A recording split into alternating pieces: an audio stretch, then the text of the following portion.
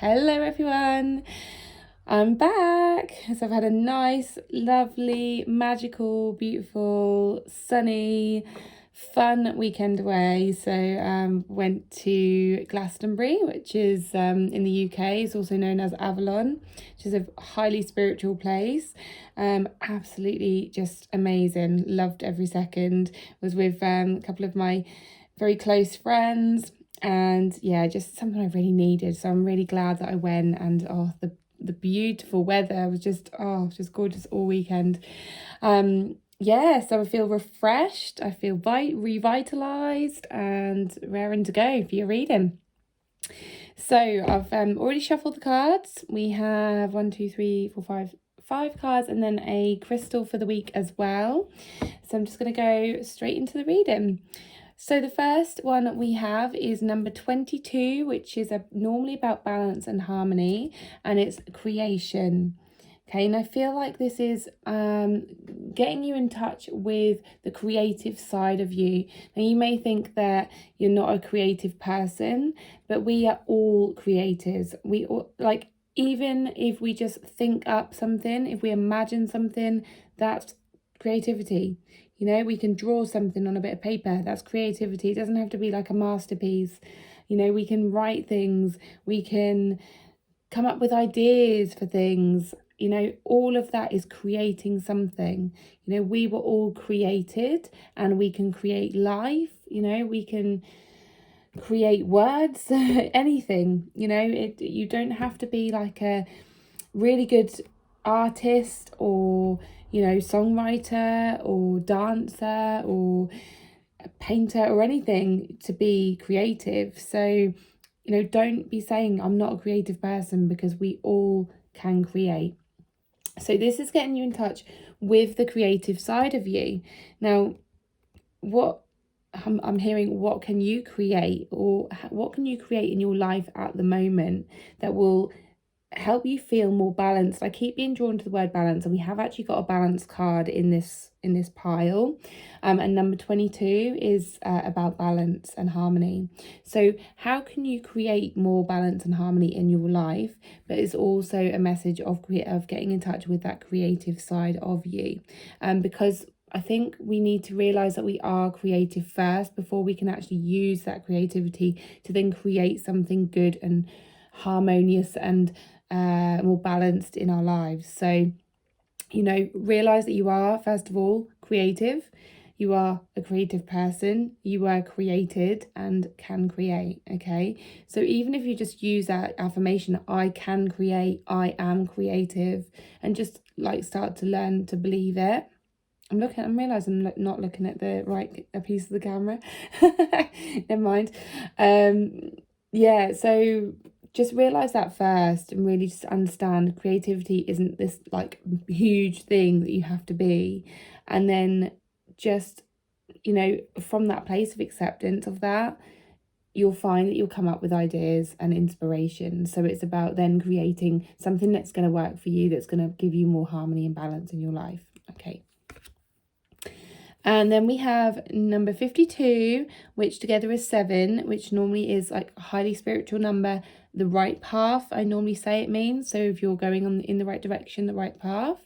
And it's forest essence. This is actually this reminds me of where I've just been. It's a very magical, just beautiful, magical place. It's getting in touch with that magical side, that playful side of you as well. So I'm seeing like loads of little fairies and things, and like playful energy. I'm seeing Tinkerbell from Peter Pan. And it's like childlike energy, playful energy. It's getting in touch with that playful side. And if you think about it, when you're a child, you are quite creative. You are imaginative. And there's that imaginative word coming through again from like this card. So both of these go together. It's like getting in touch with that magic within you, that playful side of you, that creative side of you, that imaginative side of you again. Okay. It's very whimsical, very fairy-like, very playful. And that is showing me that will be leading you to the right path. Okay, so maybe you need to remember some of the things that you used to create as well. You know, how do you used to be creative? when you were younger? What did you used to make? What did you used to play? What did you used to come up with? Did you come up with any ideas? Did you write things? Did you draw things? What did you used to what was your go-to thing to be creative or imaginative and playful? Okay. And then you've got the balance card. So as I say, this is all about creating balance and harmony in your life. Are you working too hard? Do you need more time? Do you need to balance out work and play? You know, I was actually drawn, this is interesting, I've just realised I was drawn to the We Can Do Hard Things podcast today, because a new episode's been out about fun and about how, you know, what is fun, and how can you have more fun, and how can you introduce more fun into your life and play and joy and things like that. So I'm reminded of that, and so, you know, check that podcast out if you haven't heard of it, if you haven't heard that one, the episode. So it's Glennon Doyle, We Can Do Hard Things. It actually inspired me to do my own podcast, so I'm really loving that show at the moment. So yeah, that episode is talking about, you know, when you feel like you're not very fun, if you're not having enough fun in life, and kind of learning about what is fun and how you can, as I say, how can you introduce it more into your life, and just understanding it a bit better, and not kind of being so hard on yourself and not having too much fun. But yeah, this card is like talking about that balance and how to balance out joy and work and all the responsibilities that you have in life, and balancing that out with joy. Okay. The next card is Clear Your Vibes. So anything that may be blocking your fun, blocking your playfulness, blocking your, I don't know, imagination, creative side, anything that's like any excuses you might be making. I'm hearing negative energy, excuses, you know, saying like, I can't do this, I can't do that because of this and because of that. I think it's time to start clearing those. It's time to start getting clear on those. Like, what are you putting in your way to stop you from creating joy in your own life and inviting joy in your life? Getting clear on those things, but also then clearing them away. So I'm seeing like a sweep. I don't know why I'm seeing like a brush, like that you sweep things away with. So I'm just seeing you just like clearing them all away with a sweep, a brush. Yeah, so that's what I'm seeing there.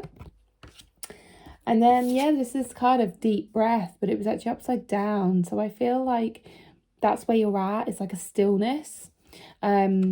I feel like you're already in this place. It's kind of like, oh yes, this is so perfect. So on the podcast again, on the We Can Do Hard Things podcast, she talks about this. So she talks about resting, and how work and play are not the opposites of each other. Work and depression are the opposites of each other. Okay, so if you think about the word depression, it's actually deep rest. Depressed is actually deep rest. Okay, so if you are resting too much, so if you're taking time off work and you're resting too much, it can actually bring you into a state of depression. It's not always, but it can. And I know this 100% because I've been through this, and I'm actually getting to a stage now, because I haven't actually been in a day job for a few months now. I'm actually getting to a place of, I need to do something. I need to, it's not necessarily that I really want to work loads, but it's bringing that joy in, you know, bringing that playfulness in and that fun in.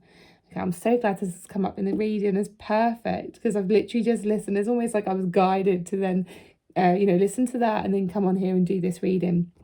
So yeah, instead of kind of spending so much time in rest and then getting yourself into like a low mood and be like, oh, can't be bothered to do anything now, it's introducing things that will light you up, that will spark joy. And that could be like listening to music, like they mentioned on the podcast, listening to music, just lifting your spirits, you know, reading a book, doing things that just don't really have an outcome, but they just bring a sense of joy to you, that feeling of happiness, that feeling of joy.